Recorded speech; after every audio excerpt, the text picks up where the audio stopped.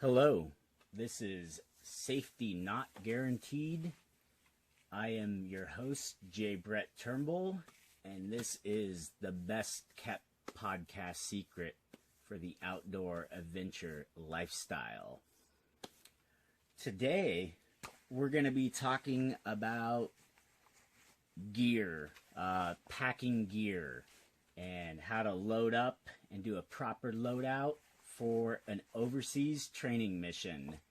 So, as I said before, I've got a trip to India where we will be training the Mumbai Fire Department in swiftwater rescue.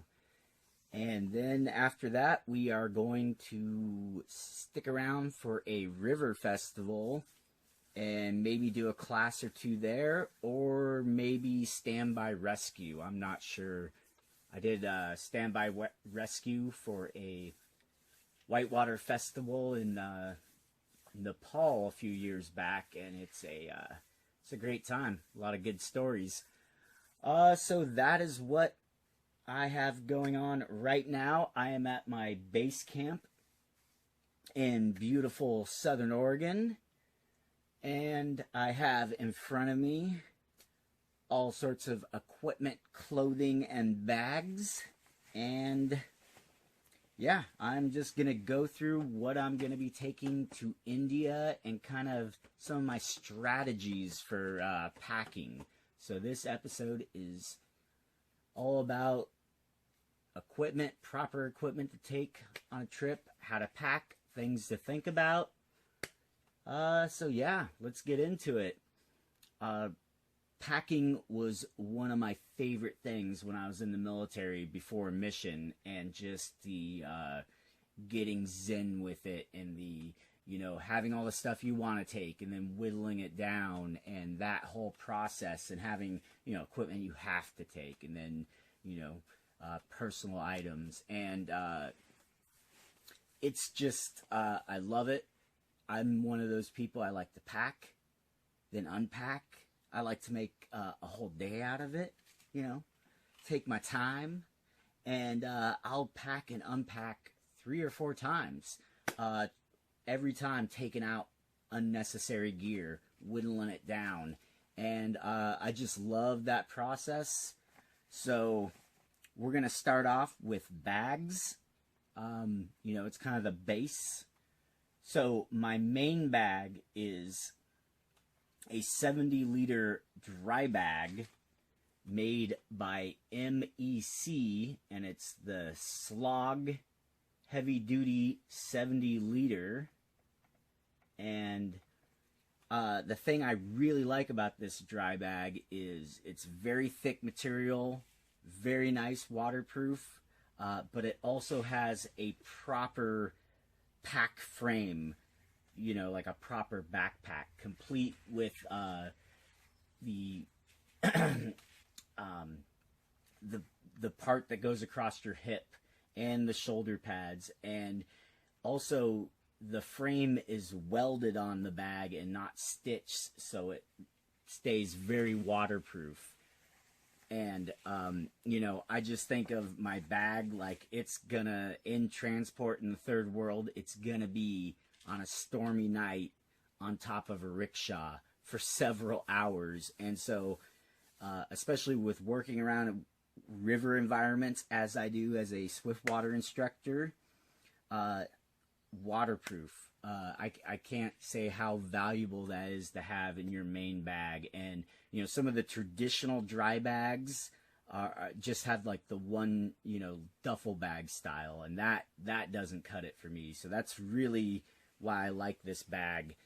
It's a proper backpack, and so you can throw it on your back and run across town, and or run down to the campsite, down the trail, whatever you need to do. So that's my main pack. And also, one of my main strategies for overseas trips, or just any trips in general, is the summit pack strategy. And so basically, I have my big main bag, and then I have a Summit pack. And basically a Summit pack is a lightweight backpack that's compact enough to be compacted into your other main bag when you're not using it. And it's also sometimes thought of as a day bag, but it's a little more technical. So the one I use is and I've had this thing for a while now and taken on quite a few trips. It's the North Face Verto 26, and it's real lightweight, real small, but has a lot of features. It's got the daisy chains on the back. There's no padding except for a little bit on the shoulder straps. It even has a real thin waist strap that comes across, and it has a side pouch for a water bottle, and kind of you can weave the parachute cord in and out of it and make it a compression bag. And it also folds into its own little pocket. So, like I said, it compacts down just basically to the size of a soda can when you're not using it. And that way, I can take it on the trip and use it as a carry-on with a few of my personal items in it. Then, when I get to India, get my main bag out of checked luggage, and I can very easily sit there, open up my main bag, and dump my Summit bag into it, and then just have one bag there again to keep a hold of in my shuffle across the city, taking mass transits to the guest house or lodge. And so that's one thing, and one of the strategies I do just to make moving equipment around a country and through airports and bus stations a little bit more effective. Because like I said, I've got to carry, it's not a vacation, so I've got to carry all this technical equipment and basically my personal protective equipment for swiftwater instruction. And so that's the next thing before I get to that, I'm going to hit on compression bags. That's another thing I absolutely use when packing is compression sacks. And what they are heavy duty plastic bags that you can vacuum seal shut, and it compresses all the air out of the clothing or whatever it is, and then it's just more effective way to pack. And as far as those go, I like the Granite Gear brand. I've had a lot of good success with them. And then like I have an REI one sitting here right in front of me, and one of the buckles is busted, and at the end of the day, it costs about the same as the Granite Gear one. So when it comes to compression sacks and stuff sacks, I really like Granite Gear. And so that's it for the bags.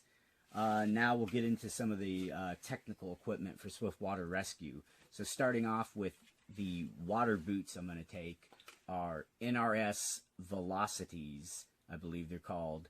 They're super lightweight. They're heavy duty because, Swiftwater Rescue, you're running around on a riverside, you're jumping in watercraft. You don't want like little dive booties. You got to have something to deal with the broken glass and the sharp rocks on the side of the river. So these boots are great. They're super lightweight, and they work outside the water too. Like if I need to go across town or catch a bus ride or something, once they're dried out, they're perfectly comfortable without socks, which is kind of a key thing. And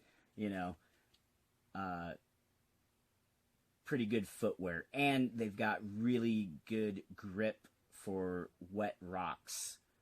Really good sole on these boots. So then the next thing I'll get into is my personal flotation device, my PFD, or life jacket. So basically what I'm using is the Astral Green jacket. One thing I like to do when teaching classes is try to take a jacket that, is just an extra, one that is an older one I have laying around, and take it and leave it there because they are pretty bulky items. But this one I'm going to try to bring back. And so Astral green jacket, the setup I have a cow's tail with a pear-shaped Omega quick lock carabiner for the cow's tail. I have the NRS co-pilot knife on the front. And then I have a watch and a whistle set up on it. And then in the pouch, I carry a patrol, what they call Z-Pack, a patrol little first aid pack that's vacuum sealed in a little plastic bag. And it's got, some a tourniquet, some dressing, and some duct tape in it, and some gloves, I believe. And it's just a little minimalist patrol first aid kit. And I more or less, with the military principle, I'm carrying that for myself. So if I get injured on the riverside, I've got something to treat myself with, or someone else can treat me with. So it's just something that's always on me, and I really like having that, especially, overseas. And then also inside of it, I will carry an extra length of cord, and I think I've got a short 8mm piece of cord, and then a longer 6mm piece of cord, and then a carabiner with a small 2-inch pulley on it. And then I carry the Petzl Tiblock, which is a rope grab device, on a Tri-Link OK carabiner with the Petzl Shiv. And that's just, it all fits in the palm of my hand, and it's a lightweight,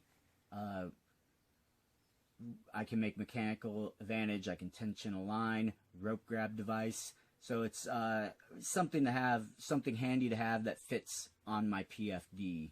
And then maybe an extra carabiner on me and a glow stick.